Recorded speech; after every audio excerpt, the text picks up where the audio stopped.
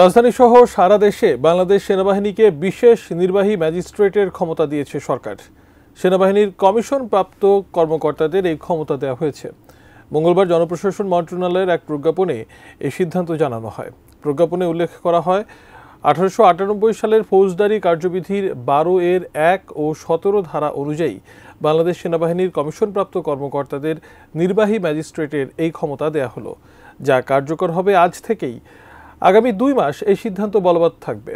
প্রজ্ঞাপনে বলা হয়েছে, সেনাবাহিনীর ম্যাজিস্ট্রেটরা ফৌজদারি কার্যবিধি 1898 এর 64, 65, 83, 84, 86, 95 এর 2, 100, 105, 107, 109, 110, 126, 127, 128, 130, 133 ও 142 ধারার অপরাধ বিষয়ে কার্যক্রম পরিচালনা করবেন।